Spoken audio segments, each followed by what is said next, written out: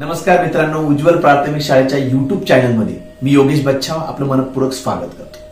आदिशक्ती तू, प्रभूची भक्ती तू, झाशीची राणी तू, मावळ्यांची भवानी तू, प्रयत्नांना लाभलेली उन्नती तू, आजच्या युगाची प्रगती तू। आज जागतिक महिला दिवस।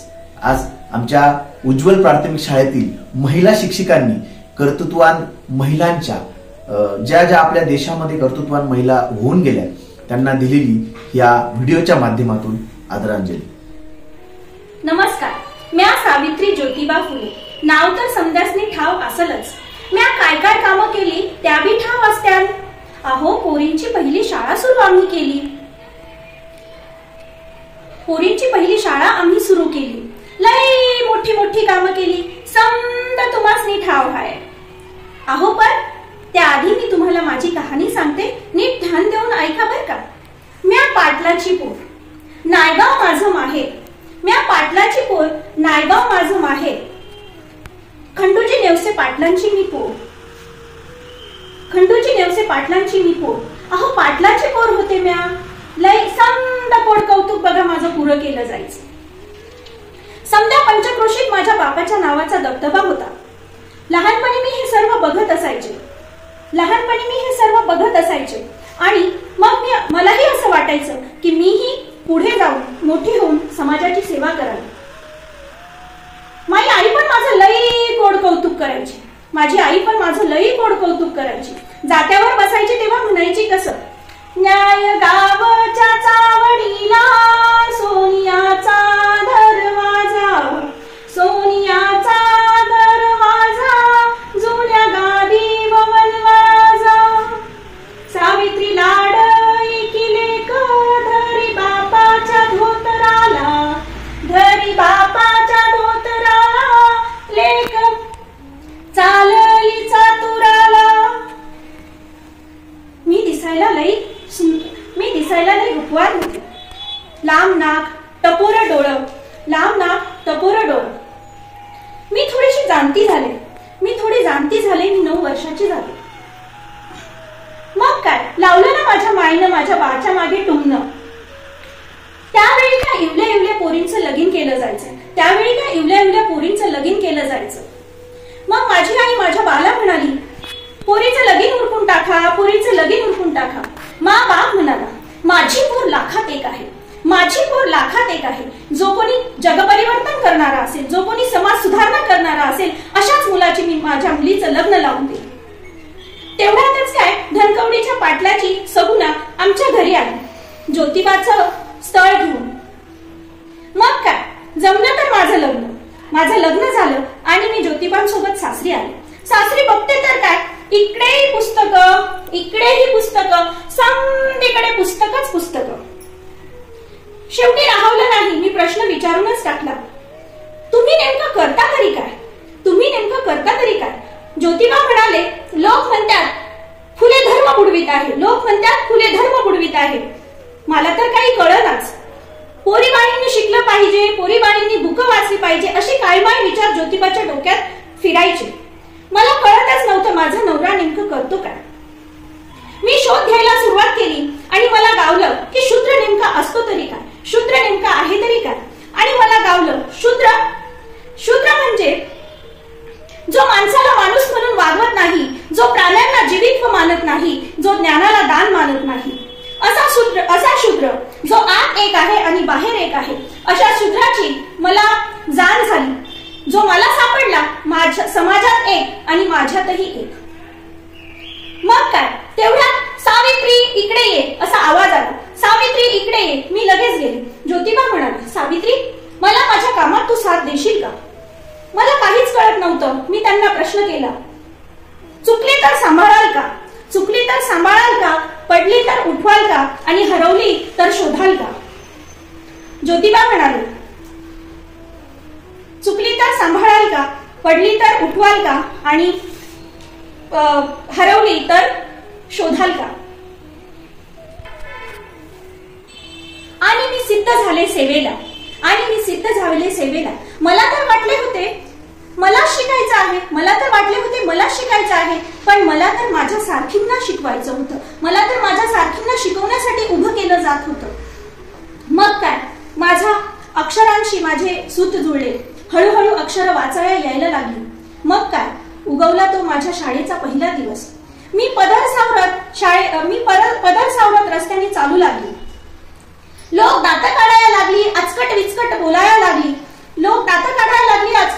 बोलायला लागली. शिव्या शाप देऊ लागली. एवढ्यावरच त्यांची मजल थांबली नाही, तर त्यांनी माझ्या स्वागतासाठी घाण केर कचरा माझ्या अंगावर उधळायला लागली. आणि त्याचमुळे म्हणून काय, माझे पाय जमिनीवर रोवले गेले. एवढ्यावरच ते थांबले नाही, त्यांनी गटारीचं पाणी देखील माझ्या अंगावर अत्तर म्हणून शिंपडलं. आणि मग सरस्वतीच्या मंदिरात जाण्यासाठी या वस्त्रांवर मी सरस्वतीच्या मंदिरात जाऊ शकत नव्हते, म्हणून सोबतीला एक लुगडं घेतलं आणि मनातच असा प्रश्न विचारला की सावित्री, ही लज्जा तुझी झाकायला चालली होती की तू समाजाची? आणि पोरीबाळींना शिकवू लागले, ज्ञानाचं अमृत पाजू लागले आणि शेवटी सिद्ध झाले सावित्री म्हणून, सावित्री ज्योतिबा फुले म्हणून. नमस्कार, मी जिजाऊ बोलते. माझ्या मातीतील माणसाच्या मनात गुलामीची झालर पसरली होती. रयत निश्चित पडली होती. नव्हती गुलामीची चाड की अन्यायाविरुद्ध आवाज उठवण्याची. अशा वेळी स्वराज्य संकल्पक शहाजी राजे भोसले यांच्या मार्गदर्शनाने मी बाल शिवांना घेऊन वयाच्या 12व्या वर्षी पुण्याला आले. सोबत होते ते फक्त जीवाभावाचे सहकारी आणि स्वराज्य स्थापन करण्याचा निर्धार. मावळ्यांच्या सहाय्याने आणि शिवबांच्या पराक्रमाने याची सुरुवात लवकरच झाली. एक आई म्हणून याचा मला प्रचंड अभिमान वाटतो. स्वराज्य स्थापन झाले, रयत सुखाने जगू लागले. परंतु माझ्या शिवबावर आणि स्वराज्यावर संकटही अनेक आली. शायस्ते खान, अफजल खान, पुरंदरचा तह, औरंगजेब अशा एक ना एक संकटांना माझा मुलूक पुरून उरला आणि माझा शिवबा छत्रपती झाला. एक जिजाऊ म्हणून मी एक विनंती करू इच्छिते की आपणही आपल्या मुलांना शिवबांसारखे संस्कार करा आणि घराघरात शिवाजी घडवा. जगदंब जगदंब जगदंब. नमस्कार मित्रांनो, आपल्या सर्वांना माहितीच आहे की भारतातील अनेक महिलांना आपण ओळखतो. जसं जिजामाता असतील, सावित्रीबाई फुले असतील, आनंदीबाई जोशी असतील. तसंच भारतामधल्या राजकारणासाठी माझं नाव घेतलं जातं. मीच म्हणजे भारताची पहिली महिला राष्ट्रपती प्रतिभा देवीसिंग पाटील. माझा जन्म खानदेशातील जळगाव जिल्ह्यातील नाडगाव या गावी झाला. 19 डिसेंबर 1934 रोजी माझा जन्म झाला. माझं शालेय शिक्षण मी माझ्या जळगावात पूर्ण केलं. त्यानंतर 1962 रोजी काँग्रेसने ज्यावेळेस फतवा काढला की सुशिक्षित महिलांनी राजकारणात येण्याची गरज आहे, तर माझ्या वडिलांनी आणि माझ्या पतीने या गोष्टीसाठी मला तयार केलं आणि 1962 रोजी पहिली विधानसभा सदस्य म्हणून मी निवडून आले. तिथून माझी जी कारकीर्द सुरू झाली ती थेट राष्ट्रपती पदावर पोहोचली. माझ्या या राजकारणामध्ये आणि राजकारणाच्या प्रवासामध्ये भारतीयांनी मला खूप मदत केली. या राजकारणात असताना मी महिलांसाठी अनेक योजना राबवल्या. जसं महिलांनी व्यावसायिक शिक्षण घेणं खूप महत्वाचं आहे, तसंच शेतकऱ्यांसाठीही मी अनेक कामं केलेली आहेत. माझं जाता जाता सगळ्यांना एकच सांगणं आहे की womens have also talent and intelligence, but because of social constraint and prejudices it is still far away from gender of equality. नमस्कार, ओळखत का मला? मी रमाबाई भीमराव आंबेडकर. तुमची रमाई साहेबांची रम. युरोपात असताना, साहेब इथे असताना माझ्या संसाराची काय वणवण झालेली, त्यात गरिबी आणि उपचाराअभावी मेलेले माझे 4 पुत्र. त्यांच्यासाठी काय करावे हे मला काहीच कळत नव्हते. मी स्वार्थी झाली थोडीशी आणि मी साहेबांशी बोलली की तुम्ही हे सर्व सोडा आणि आपल्या संसाराचं बघा. 4 आपत्ती आपण घालवलेली आहेत, तर मग आता काय करायचं? साहेब तर ऐके ना. तर मग मीच ठरवलं की पेटलेली मशाल काही शांत होणार नाही. तर मग साहेब माझं ऐकणारच नव्हतं, तर मीच त्या दिशेने जायचं असं ठरवलं. साहेबांसाठी जे होईल ते होईल, आपण तर आता त्यांच्यासारखंच जगायचं. तर मग जगता जगता काही दिवसात माझी प्रकृती खालवली आणि खालवल्यानंतर त्यांनी साहेबांची इच्छा असल्यामुळे मला वसतिगृहात टाकण्यात आले. वसतिगृहात टाकले, तिथं मी लहान मुलांमध्ये त्यांच्यात मुक्त झाले. मी सर्व माझा आधार विसरून मी परत उभी राहिली आणि त्यांच्यात मी मग्न झाले. मग्न होता होता एके दिवशी मला तिथं एकदम शांतता जाणवली. म्हणजे काय झालं तिथं? मी प्रमुखाला विचारलं, तिथे स्वयंपाकगृहात एवढं शांतता का? तर त्यांनी सांगितलं, माई आपल्याकडे धान्य नाही, तेल नाही, मीठ नाही, भाजीपाला नाही, तर चूल पेटवणार कशी? वाण्यानेही वापस पाठवलं आपल्याला उधारी अभावी. तर मग आता करायचं काय? भुकेल्यांची आग मिटवायची कशी ते फक्त मलाच माहिती, कारण मी तारली उपाशी असायची नेहमी. तर मग मी ठरवलं, या सोन्याच्या बावड्या घेऊन जा, त्या गहाण ठेवा आणि मुलांना उपाशी ठेवू नका. आणि त्यांनी जे भोजन केले तेव्हा त्यांच्या चेहऱ्यावरचा आनंद बघून माझाच आनंद द्विगुणित झाला. मैं मराठा साम्राज्य की प्रसिद्ध वीरांगना तीरंदाज महारानी देवी अहिल्याबाई होळकर बोल रही हूँ. मेरा जन्म एक किसान के घर में हुआ था. बचपन से मैं एक सीधी सादी ग्रामीण कन्या थी. मैंने अपने जनता के हित के लिए अनेक कार्य किए. मैंने युद्ध के दरमियान अपने सेना का नेतृत्व किया और हाथी पे सवार होकर वीरता का योगदान दिया. मैं भगवान पर विश्वास रखती हूँ और शिव जी की महान भक्त हूँ. मैंने सोमनाथ से लेकर काशी तक मंदिरों का जीर्णोद्धार किया.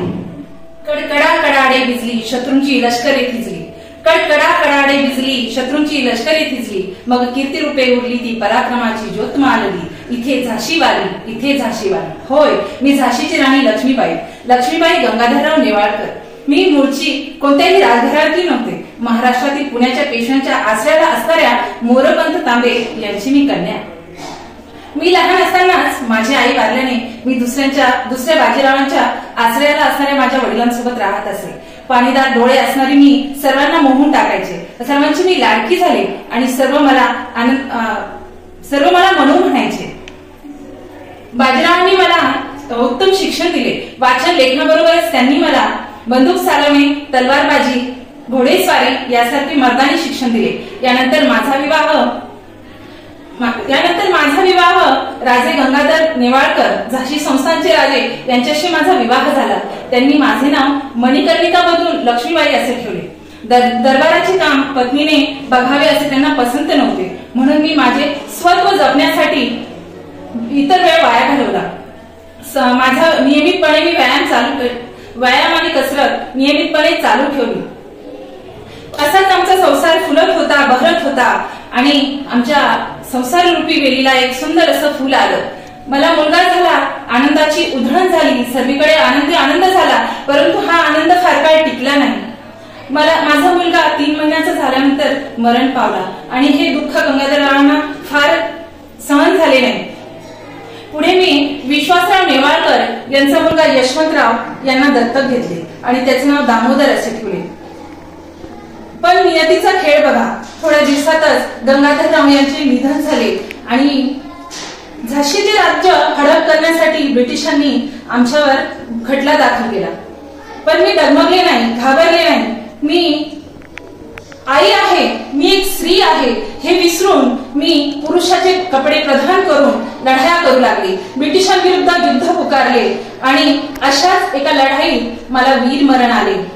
तर आजही प्रत्येकाच्या ओठावर एकच आवाज घुमतो, झाशीची राणी लक्ष्मीबाई एकच होती नार. झाशीची राणी लक्ष्मीबाई एकच होती नार. ढाल छातीशी, पुत्र पाठीशी, कमरेला तलवार.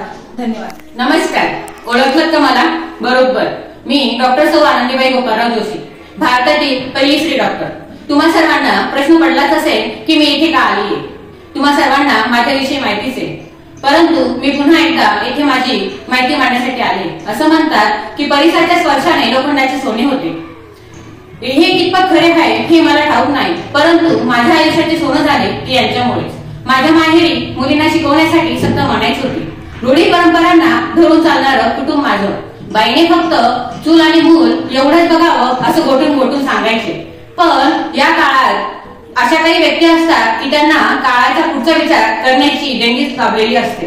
अशा व्यक्ती फार कमी असतात, परंतु अशाच एका चमत्कारिक व्यक्तीसोबत योगायोगाने माझे लग्न झाले आणि त्या व्यक्तीला मी पहिल्यांदा भेटली तेव्हाच मला जाणवले की त्यांना मला शिकवायचं आहे.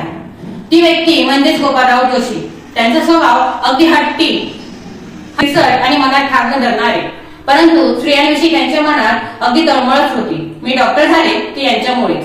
मी डॉक्टर होण्याचा निर्णय जरी माझा असला, परंतु त्या निर्णय घेण्याइतपत बुद्धिमत्ता, विद्वत्ता आणि धाडसीपणा तो मिळाला तो यांच्यामुळेच. मला शिकण्यात अडचणी येऊ नये म्हणून अगदी ख्रिस्ती धर्माचा स्वीकार करण्यात सुद्धा त्यांनी पुढाकार घेतला होता. परंतु मला हा निर्णय मान्य नव्हता, कारण मला शिक्षण घ्यायचे होते ते माझ्या धर्मातच. परंतु या बाबतीत मी थोडा हट्टीपणा शिकले तो त्यांच्याकडूनच. मी परदेशात रात्रंदिवस अभ्यास केला, परंतु परदेशातील वातावरण मला सहन झाले नाही आणि त्यावेळेस मी खचून जायचे. परंतु ज्यावेळेस त्यांचे पत्र वाचायचे त्यावेळेस नव्याने उर्मीत यायची आणि या उर्मीत मी जोमाने अभ्यास करायचे.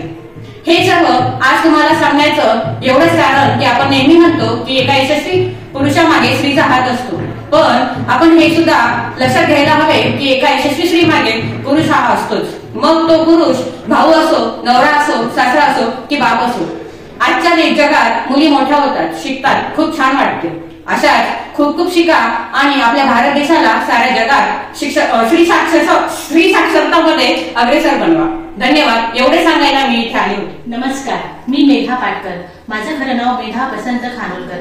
माझे वडील वसंत खानोलकर हे कामगार संघटनेचे कार्यकर्ते होते. तसेच माझी आई स्वादर या संस्थेत कार्यरत होती. त्यांच्या विचारांची माझ्यावर खूपच चांगली जडणघडण झाली. त्यांच्यामुळेच मी आज समाज सुधारिका बनली. त्यांच्यामुळेच मला भीमाबाई आंबेडकर पुरस्कार, महात्मा ज्योतिबा फुले पुरस्कार तसेच दीनानाथ मंगेशकर पुरस्कार प्राप्त झाले. माझ्या आंदोलनाची खरी सुरुवात 1985 साली नर्मदा आंदोलन याद्वारे झाली. नर्मदा बचाव या आंदोलनाची सुरुवात मी केली. भारतात नर्मदा नदी ही दक्षिण भारतातून वाहते, तसेच ती महाराष्ट्र, गुजरात, मध्य प्रदेश या राज्यातून वाहते.